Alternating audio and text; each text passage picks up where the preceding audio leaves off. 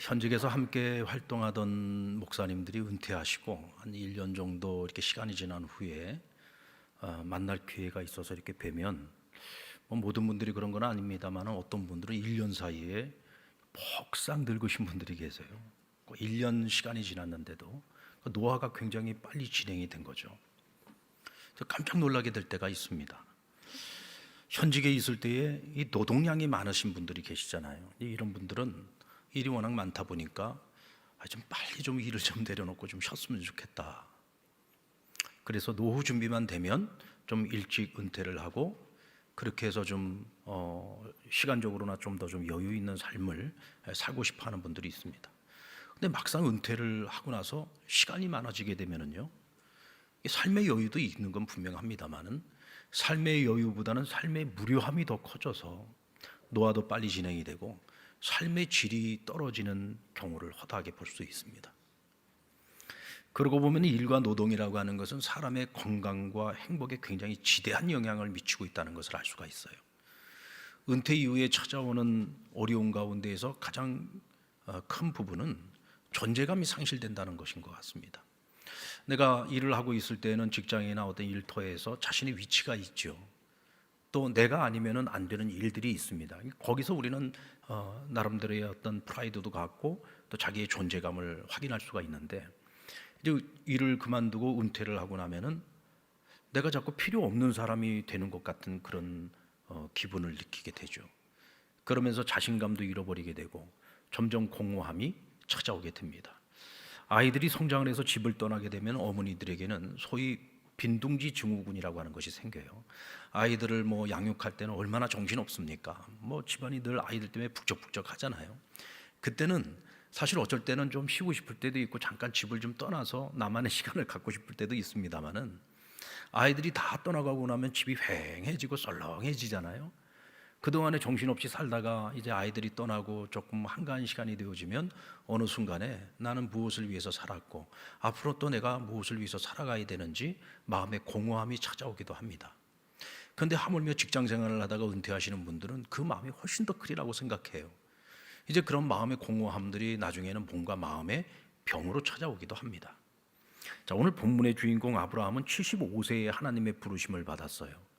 이 75세라고 하는 나이는 그 당시 나이로 봤을 때에는 오늘날의 노년에 해당된다고 할 수는 없겠습니다만은, 그러나 75세라고 하는 그 나이가 어떤 일을 새롭게 시작하기에는 너무 늦은 나이라고 할 수 있고, 또 어떤 의미에서는 정리를 시작을 해야 되는 나이라고도 할 수 있겠죠. 자, 그런데 아브라함은 75세라는 나이에 하나님께 부름을 받아서 제2의 인생을 시작하게 됩니다. 어쩌면 이와 같은 제2의 인생을 우리는 거듭났다라고 표현하는 것이 더 옳을 것 같아요. 거듭났다라고 하는 말은 다시 태어났다는 거거든요. 75세에 하나님 부르심을 받으면서 아브라함은 자신의 정체성이 완전히 전환됩니다. 또 지금까지 살아왔던 삶의 방향, 삶의 목적과는 전혀 다른 목적과 전혀 다른 방향으로 살아가게 되죠. 완전한 변혁입니다. 어떻게 보면 완전한 역전이라고도 할 수가 있죠. 부르심을 받기 전에 아브라함의 정체성을 성경은 이렇게 얘기하고 있어요. 우상장사 데라의 아들. 이 짧은 한 구절 속에서 그가 75년 동안 어떤 세월을 살아왔을까, 어떤 삶, 어떤 인생을 살아왔을까는 우리가 단번에 알 수 있어요. 우상을 만들어서 팔아먹고 살아갔던 데라라고 하는 사람의 아들이었다. 소개가 딱 그것으로 끝납니다. 이전의 삶은 그랬다는 거죠. 그런데 하나님의 부르심을 받는 순간에 그는 하나님의 사람이 됩니다. 믿음의 조상으로 하나님께서 그를 부르셨어요. 또한 모든 나라 모든 민족에게 복의 근원이 되는 사람이 됩니다. 한마디로 말해서 우상장사의 아들이 하루아침에 믿음의 조상이 되고 하나님과 동행하는 그 길을 걸어가게 되었다는 거죠. 그리고 하나님께서 그를 부르신 목적, 사명을 오늘 본문에서 이렇게 말하고 있습니다. 오늘 본문을 쉬운 성경으로 제가 읽어드릴게요. 한번 들어보십시오. 창세기 18장 18절로 19절. 아브라함은 크고 강한 나라가 될 것이며 이 땅의 모든 나라들이 아브라함으로 인하여 복을 받을 것이라. 나는 아브라함이 자기 자녀들과 자손들을 가르쳐 여호와의 길을 잘 따르게 하기 위해 그를 선택했다. 그의 자손이 아브라함에게 배운 대로 하면 나 여호와가 아브라함에게 한 모든 약속을 지키겠다. 자, 하나님께서 아브라함을 부르신 목적이 뭐라고 설명하고 있습니까? 내가 아브라함을 복 주겠다는 거예요. 복 주시기 위하여 아브라함을 불렀다는 거죠. 하나님께서 저와 여러분을 하나님의 자녀로 부르셨어요. 하나님의 백성으로 부르셨습니다. 그 목적이 뭐죠? 우리를 복 주시기 위한 것입니다. 하나님은 당신의 자녀, 당신의 백성들이 복을 받기를 원하세요. 하나님이 주시는 복을 누리기를 원하십니다. 아멘입니까? 여러분, 우리는 그 복을 누려야죠. 그러면 하나님이 그 복을 주셔서 어떻게 만든다고요? 너로 크고 강한 나라가 되게 할 것이고 이 땅의 모든 나라 모든 백성들에게 복의 근원이 되게 하시겠다는 겁니다. 이를 위해서 아브라함이 해야 할 일이 그럼 무엇인가? 하나님이 그의 정체성을 바꾸시고 그에게 주시는 복이 있는 반면에 그가 해야 될 일이 있어요. 그럼 그가 할 일은 뭐냐? 먼저 그러니까 아브라함 자신이 여호와께서 인도하시는 그 길을 따라가면 되는 겁니다. 여호와께서 인도하시는 그 길을 따라가고 나만 그 길을 따라가는 것이 아니라 자신의 자손들을 여호와의 길을 따를 수 있도록 그들을 가르치라고 말씀을 하고 있어요. 내가 그 길을 가고 자손들을 가르쳐야 됩니다. 그런데 그 길이 무슨 길이냐? 여호와를 따라가는 길입니다. 그리하면 내가 약속한 모든 것을 이루시겠다고 약속하십니다. 여러분들 엄밀히 말하면 하나님께서 아브라함에게 축복으로 약속해 주신 것과 아브라함이 이제부터 그 복을 누리기 위해서 걸어가야 하는 그 길을 비교해 보면요, 약속에 비해서 아브라함이 걸어가야 되는 길은 그렇게 어렵지 않은 길입니다. 무슨 대단한 길을 걸어가는 게 아니에요. 어려운 길을 가는 것이 아닙니다. 방향만 바뀌었어요. 지금까지 내가 가던 방향과 정반대되는 방향으로 방향만 바뀐 겁니다. 실질적으로 일에 있어서는 크게 달라진 것이 별로 없어요. 여러분, 세상의 길을 걸을 때와 믿음의 길을 걸을 때를 한번 비교를 해보면 어느 길을 걸어가는 것이 더 어려운 일일까요? 세상의 길을 걸어가는 것은 내가 주인이 되어서 내 인생의 계획을 내가 세우고 내가 그 모든 계획들을 성취해 나가야 됩니다. 그러니까 모든 책임이 나에게 있는 거예요. 그런데 내가 그 일을 계획하고 그 성취를 위해서 열심히 노력한다고 해서 우리가 항상 좋은 결론이 나오느냐? 그렇지는 않습니다. 그러니까 세상의 길을 내가 스스로 주인 되어 살아가는 길은 정말 힘들고 어려운 길이죠. 반면에 믿음의 길을 생각해 볼까요? 이스라엘 백성들이 광야 길을 걸어갈 때 믿음을 따라 하나님이 구름 기둥으로 이스라엘 백성들을 인도해 주는데 3일길 앞서 인도해 주셨다 그랬어요. 그 이스라엘은 뭘 하면 되느냐? 그 구름 기둥을 바라보면서 따라만 가면 되는 거예요. 구름이 멈춰서면 같이 멈춰서면 됩니다. 구름이 이동하기 시작하면 같이 이동하면 되는 거예요. 전적으로 주를 바라보고 따라가는 삶이죠. 여러분, 이게 어렵습니까? 믿으면 구원을 얻는데 여러분, 믿는 것이 어렵습니까? 사실 믿는 게 어려운 게 아니잖아요. 바라보고 따라가는 게 어려운 게 아니잖아요. 하나님께서 계획하시고 인도하시는 그 길을 우리는 그냥 따라가면 되는 거예요. 이게 믿음의 길입니다. 여러분, 세상의 길이 어려워요? 믿음을 따라가는 길이 어려워요? 아직도 그래도 목사님 저는요, 믿음을 따라가는 길이 어렵습니다. 그건 왜 그러냐? 안 믿으니까 어려운 거예요. 믿고 따라가면 되는데 자꾸 우리가 안 믿으려고 해요. 인정을 안 하려고 해요. 자꾸 자기 생각을 가지고 자기 길을 가려고 합니다. 그러니까 믿음의 길을 가면서도 그 길이 자꾸 어렵다고 생각을 하고 힘들다고 생각하고 믿음의 길을 걸어가면서도 행복하지 않은 거죠. 기쁘지 않은 거예요.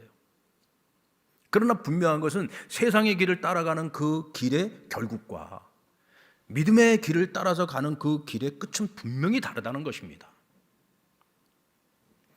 이와 같은 아브라함의 축복이 오늘날 이 세상을 살아가고 있는 모든 그리스도인들에게도 똑같이 주어졌습니다.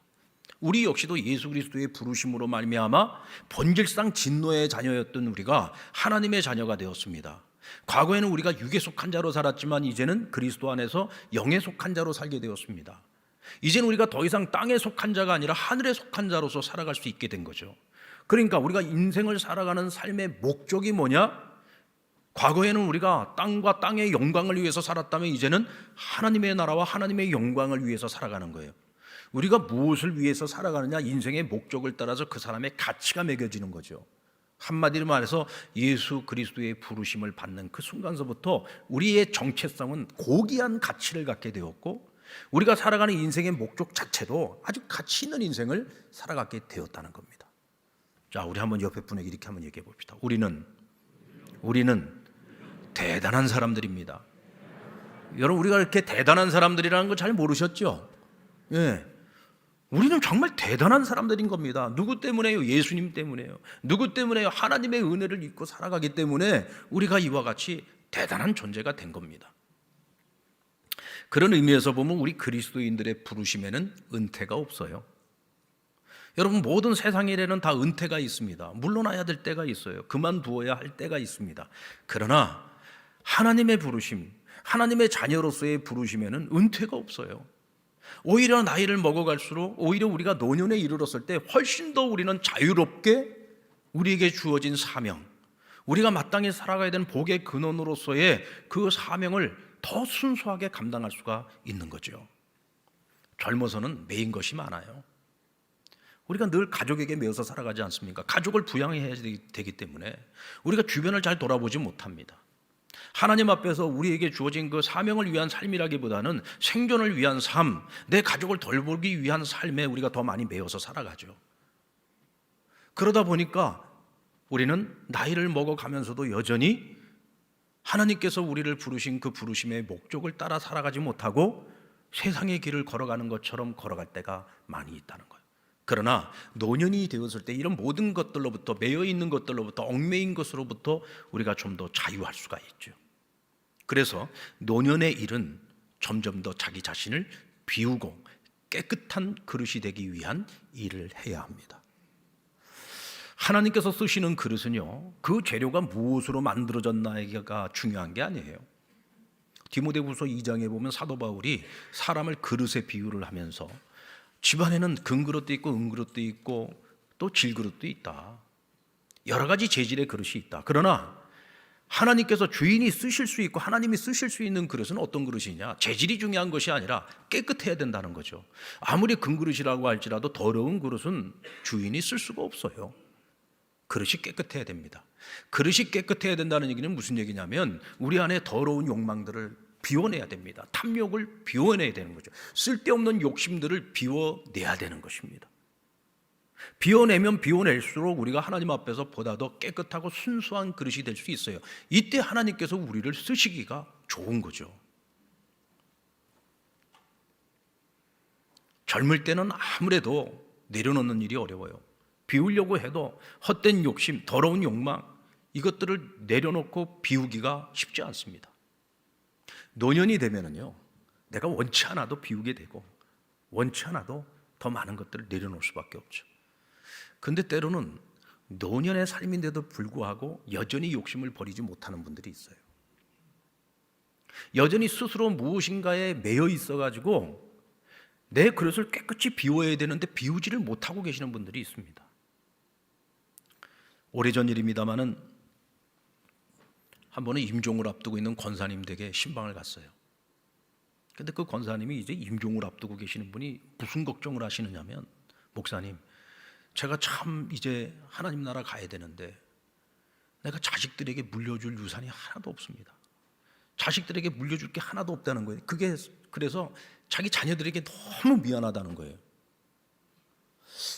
여러분들, 부모의 도리라고 하는 것이 과연 어디까지가 부모의 도리일까요? 이 서구 사람들은요, 자녀들을 낳아서 기르고 자녀들이 스스로 독립할 때까지입니다. 아이들이 결혼을 하고 독립을 딱 하면요, 거기까지가 부모의 역할이에요. 독립된 가정을 이루게 되면 그때부터는 본인들이 알아서 자기 인생들을 책임지고 살아가는 거예요. 근데 우리 한국의 부모님들은요, 죽으면서도 자식들한테 유산을 물려줄 것이 없다고 그걸 걱정하고 있어요. 왜 그런 걸 걱정해야 됩니까? 자녀들은 이제 자기들의 인생을 살아가는 거예요. 하나하나 쌓아가는 그 인생은 자기들의 몫인 것입니다. 부모가 그것까지 책임질 수는 없는 거죠. 자녀들도 마찬가지입니다. 자녀들은요, 가정을 이루고 독립을 했으면 이제는 스스로 자기 인생을 살아가는 것이지 언제까지 부모를 의존할 겁니까? 언제까지 부모의 그 재물을 의지해서 살아갈 거예요?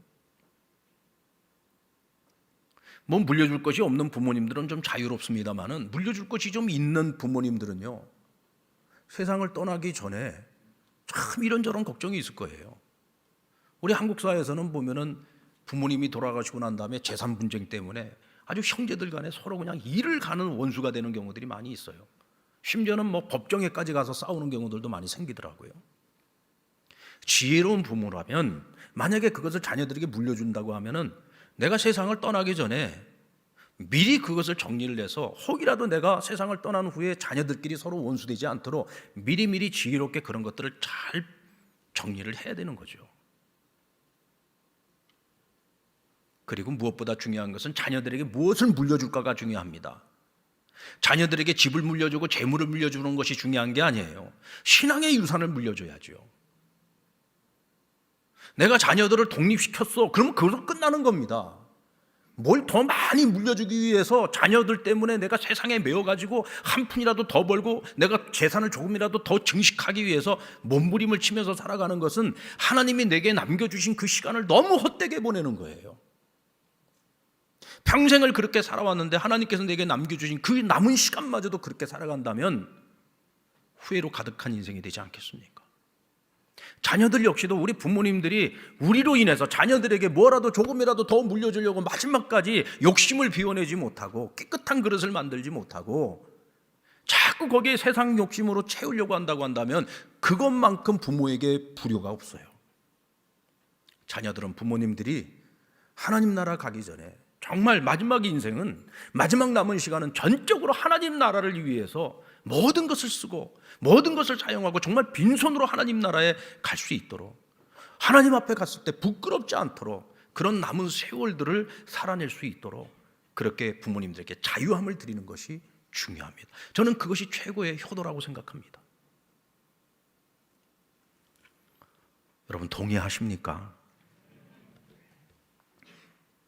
아브라함은 하나님의 부르심을 받는 그 순간 본토 친척 아비집을 떠났어요. 이게 무슨 얘기냐면 지금까지 내가 살아왔던 모든 삶의 기반을 다 포기한 겁니다. 다 내려놓은 거예요. 그리고는 하나님이 지시하는 땅으로 갑니다. 불확실성의 땅으로 간 거예요. 오직 하나님 한 분만 믿고 따라간 겁니다. 답이 없습니다. 빈 그릇으로 따라간 거죠. 그랬더니 어떤 역사가 일어나요. 하나님께서 그와 동행하시면서 그의 빈 그릇을 하나님의 것으로 채워주시는데요. 그런 모든 것을 다 내려놓고 빈손으로 하나님이 가라는 땅으로 갔어요. 그런데 그곳에서 하나님은 그를 부자 되게 하셨습니다. 나그네로 살았고 남의 땅에 우고하는 자로 살았지만 그곳에서도 가장 부한 자가 되게 만드셨어요. 하나님이. 자식이 하나도 없었는데 하나님께서 얼마나 많은 자식들을 주셨습니까? 그 자식들로 하여금 큰 나라, 큰 민족을 이루게 하시고 하나님께서 지시했던 그 가나안 땅을 나중에는 통째로 그 후손들에게 다 허락하시지 않았습니까?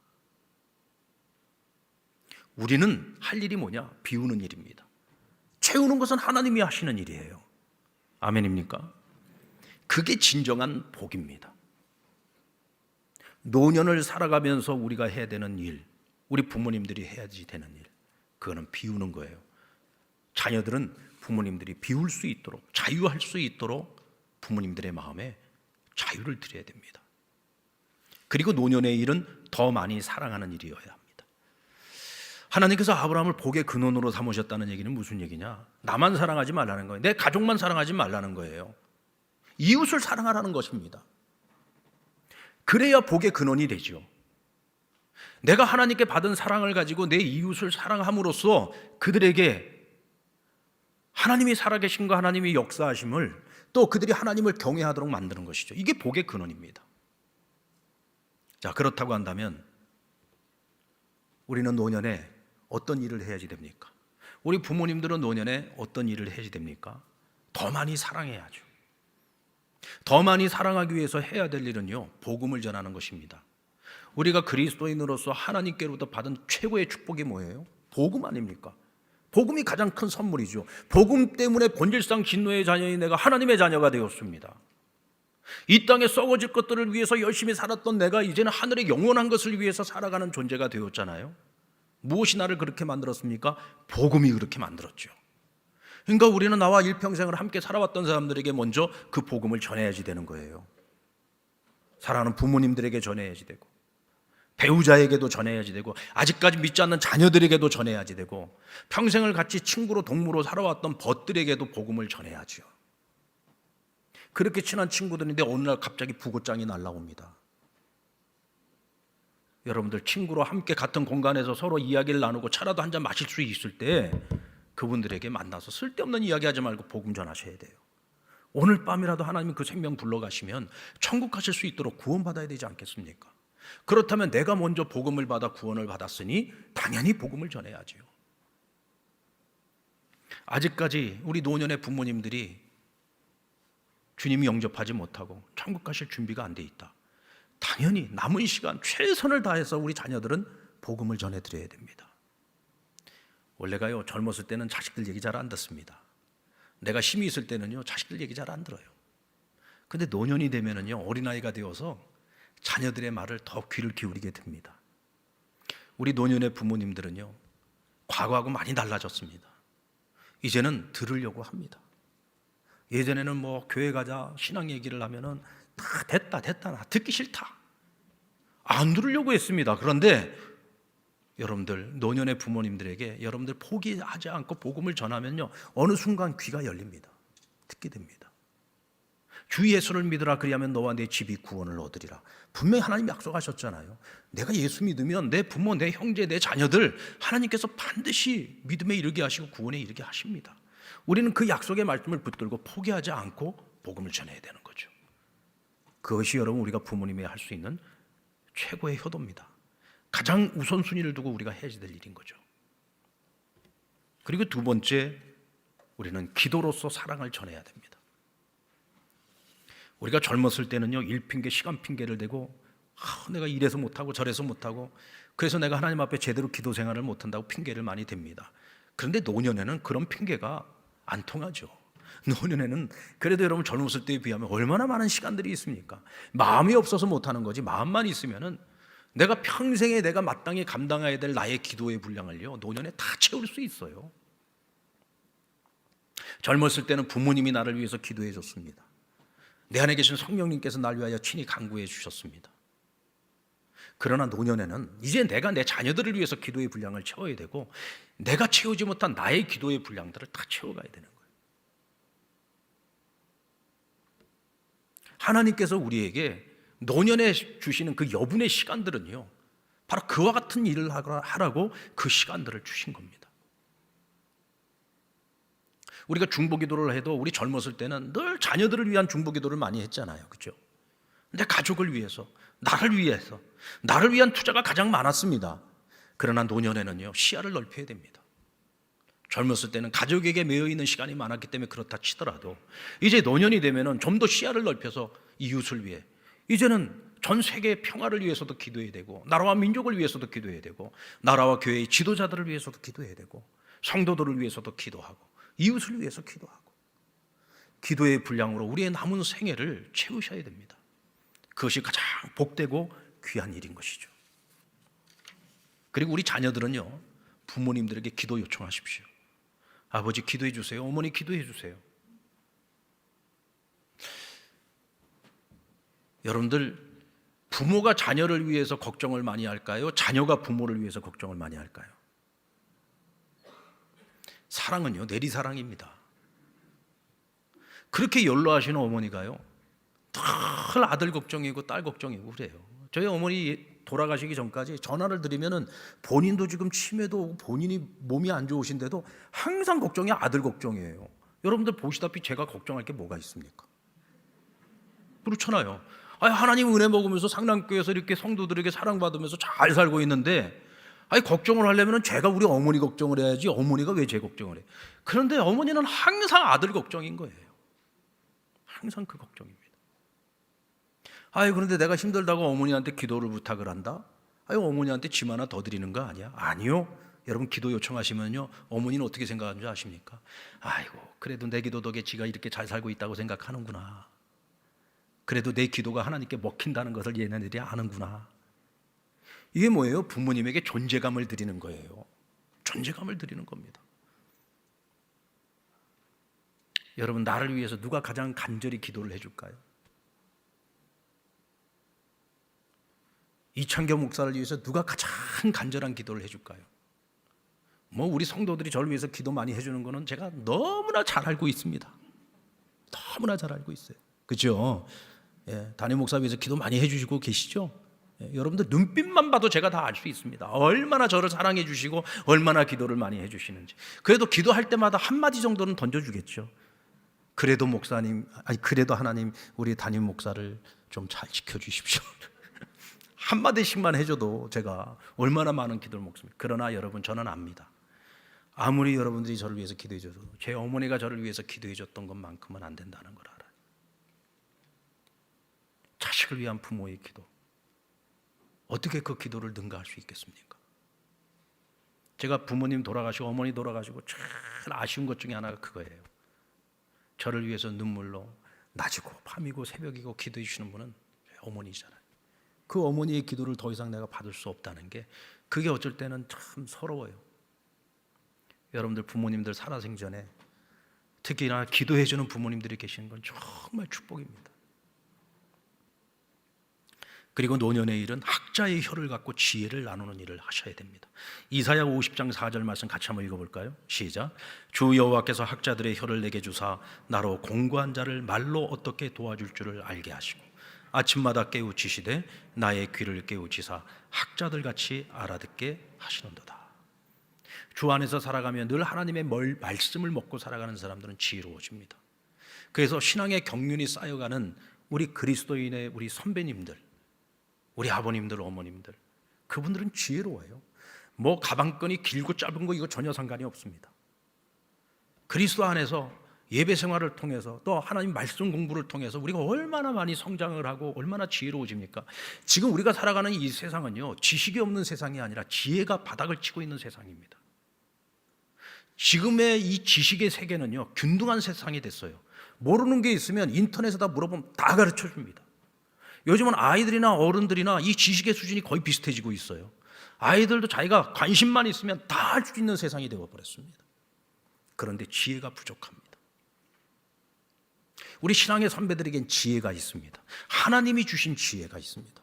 그런 지혜를 가지고 공부하는 우리 인생의 후배들, 우리 신앙의 후배들을 잘 지도하고 가르쳐주고, 또 우리 사랑하는 신앙의 자녀들에게 하나님의 말씀 지혜를 통해서 그들이 세상 속에서 선한 영향력을 미칠 수 있는 지혜로운 사람들이 될 수 있도록 그들을 말로써 가르치고 섬겨줘야 되는 거죠. 저희 어머니는 돌아가시기 전까지 저하고 통화를 할 때마다 늘 하시는 말씀이 있어요. 제가 어버이날마다 아마 내가 이 얘기를 여러 번 했을 거예요. 이 목사 겸손해야 된다. 목사는 겸손해야 된다. 그 제가 늘 그 얘기를 들으니까 어머니 보고, 어머니 이제 그만하셔도 됩니다. 저 그래도 많이 겸손해졌습니다. 겉봐라, 너 아직도 멀었다. 더 겸손해져야 된다. 이 말씀을 수도 없이 들었어요. 제가 여러분들한테도 수도 없이 얘기를 했을 겁니다. 근데 요즘 들어서 제가 그 생각을 자꾸 하는 거예요. 왜 어머니는 나한테 늘 겸손하라 겸손하라 얘기하셨는가? 그러니까 목사가 겸손해야 된다는 말씀, 이건 정말 귀한 말씀인데 사실은 그게 우리 어머니의 신앙이에요. 우리 어머니의 신앙을 한마디로 정리를 딱 해서 얘기를 하면은 하나님 앞에서 겸손, 사람들 앞에서 겸손, 이게 신앙이라고 믿으신 거예요. 그냥 그 많은 말을 하지 않아도 그 말 한마디 속에 그분이 살아왔던 모든 신앙의 경륜이 그 안에 다 담겨 있고 신앙의 지혜가 그 안에 다 담겨 있는 거죠. 그래서 자녀들은 부모님의 말씀에 경청해야 됩니다. 귀를 기울여야죠. 특히 우리 믿는 부모님들이 해주시는 말씀 한마디 한마디는 정말 주옥과 같은 말씀. 내가 조금 안다고 부모님이 연로하시다고 해서 그걸 잔소리로 귀찮게 들으면 안 돼요. 경청을 해드리십시오. 그거 이상 효도가 없어요. 경청을 한다는 건 뭐냐면 부모님을 인정해드리는 거잖아요. 이제는 내가 늙었다고 내 말을 안 듣는구나, 이게 아니고 내가 이렇게 늙었는데도 불구하고 때로는 내가 정신이 왔다 갔다 하는데도 그래도 내 자식이 나를 인정해주고 내 말에 귀를 기울여주는구나. 그것만으로도 부모님에게는 큰 위로가 되지 않겠습니까? 노년의 일은 인생을 앞서 달려간 사람으로서 넓은 시야와 넉넉한 마음을 가지고 위로와 따뜻한 격려의 말을 해줄 수 있어야 돼요. 여러분들 나이를 먹고 노년이 되었는데도요, 입만 열면 거친 말이 나오고, 입만 열면 아직도 가족들에게 상처 주는 말을 하고, 입만 열면 부정적인 말을 쏟아내고, 이건 정말 안타까운 일이죠. 아까도 말씀드린 것처럼 노년의 시간은 하나님이 우리에게 인생을 정리하라고 주신 시간이에요. 무엇을 정리해야 되느냐? 여러분들 때로는 보면은요, 우리가 상처를 받는데 누구에게 가장 많이 상처를 받았냐고 물어보면 가족에게 상처를 가장 많이 받았다라고 얘기를 많이 합니다. 그럼 가족 중에서 누구에게 상처 가장 많이 받았냐? 부모님에게 사랑도 제일 많이 받았지만 부모님에게 상처도 제일 많이 받았다고 얘기를 해요. 왜 그럴까요? 부모님들은 늘 눈에 보이는 게 있으니까 자녀들에게 자꾸 내 마음만큼 성에 차지 않으니까 거친 말들을 자꾸 하게 되죠, 자녀들에게. 그러면서 철없던 자녀들은 그것이 상처로 남는 거예요. 부부간에도 마찬가지 아닙니까? 부부간에도 좀 따뜻한 말을 해주고 위로와 격려의 말들을 해줘야 되는데 부부간에도 거친 말들을 통해서 배우자에게 아주 심한 상처들을 많이 남기는 경우들이 있어요. 여러분, 나이를 먹어갈수록, 늙어갈수록, 노년이 될수록요, 우리가 이전에 안 했던 말들을 좀 자주 하고 살아야 됩니다. 어떤 말들을 해야 될까요? 배우자에게는 여보 고마웠어요, 여보 미안했어요, 여보 난 지금도 당신을 사랑해요. 자녀들에게는 어떤 말을 해야지 될까요? 얘들아, 너희들이 있어서 기쁘고 행복했다. 너희들이 있어서 늘 내가 마음의 위안을 얻었고 너희들 때문에 내가 힘을 내서 열심히 살 수 있었어. 그리고 때는 너희에게 상처 줬던 거 미안하다. 그리고 나는 너희를 언제까지나 사랑한다. 여러분, 듣기만 해도 너무 좋지 않습니까? 아닙니까? 듣기만 해도 좋죠. 그런데 우리는 듣는 건 좋아하면서 왜 입으로는 말을 안 하고 사느냐 말이에요. 말을 안 하고 살아요. 아이, 목사님 경상도 남자들 어떻게 그렇게 낯간지러운 말을 하고 삽니까? 그거 꼭 말로만 해야지, 말로 표현하지 않아도 우린 다 마음과 마음으로 다 통합니다. 여러분, 요즘 세상이 어떤 세상인데 표현하지 않는데 남이 다 알아주기를 바랍니까? 표현을 해야죠. 낯간지럽다고요? 지금까지 안 했으니까 낯간지러운 거예요. 한번 해보세요. 한번 시작하면은요, 그때부터는 익숙해집니다. 예전에 장례식을 마치고 나서 그 아들 되는 집사님이 나중에 저를 보고 그런 얘기를 해요. 목사님, 저희 아버님이 굉장히 완고한 분이었습니다. 그래서 우리 자녀들에게도 상처를 많이 줬고 저희 어머니에게도 상처를 많이 줬습니다. 그래서 제가요, 마음으로는 아버님을 용서하고 화해하고 사랑해야 된다는 걸 알면서도 이성으로는 이해가 되는데 이 마음이 도저히 그걸 받아들이지 못하겠더라는. 그래서 아버님 돌아가실 때까지 화해를 못했고 용서를 못했고 사랑한다는 말 한마디를 못했다는 거예요.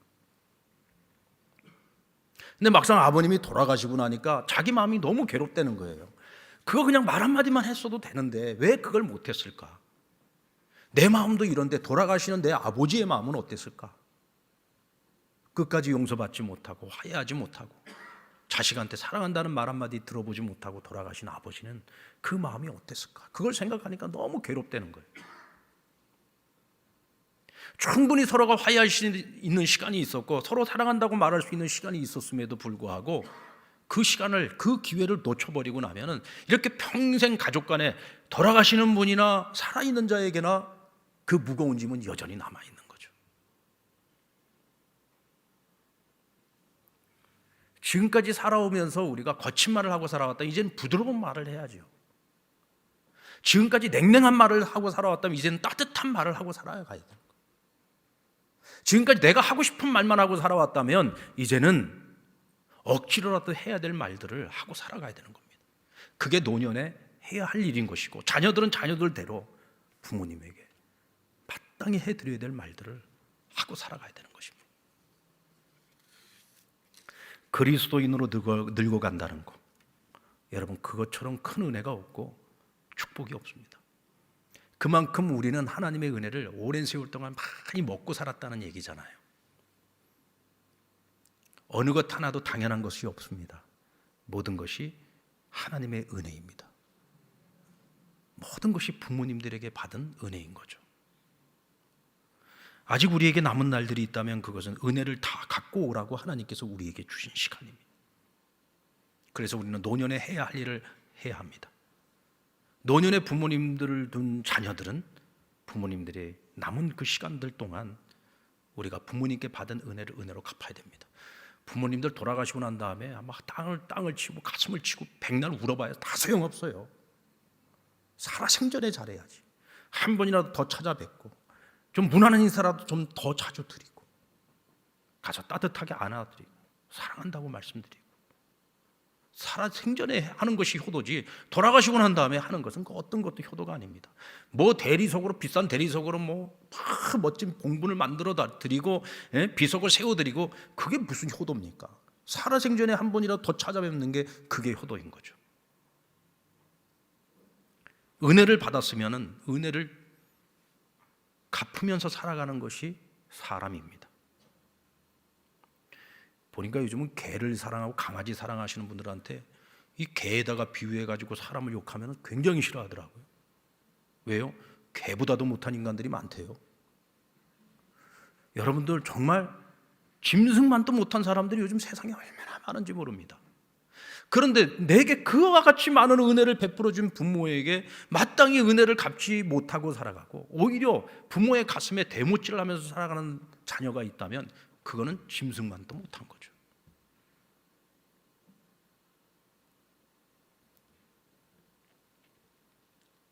노년에 할 일을 하고 노년의 부모님들에게 자녀들이 마땅히 해야 하는 일을 함으로써 은혜를 은혜로 갚아야 합니다. 이것이 하나님께로부터 그리스도인으로 부름받은 자들이 마땅히 살아가야 되는 모습이고 삶의 자세입니다. 오늘 우리가 어버이 주일을 맞이했기 때문에 오늘 이 말씀을 통해서 다시 한번 마음을 다지는 것이 아니라 우리는 매일매일 은혜 입은 자로서 은혜에 합당한 삶을 살아가야 하는 것이 우리 그리스도인이 주님과 함께 걸어가야 하는 길입니다. 여러분 늘 그 길 가운데에서 후회하지 않고 승리하는 길을 걸어갈 수 있는 저와 여러분이 될 수 있기를 주의 이름으로 축원합니다.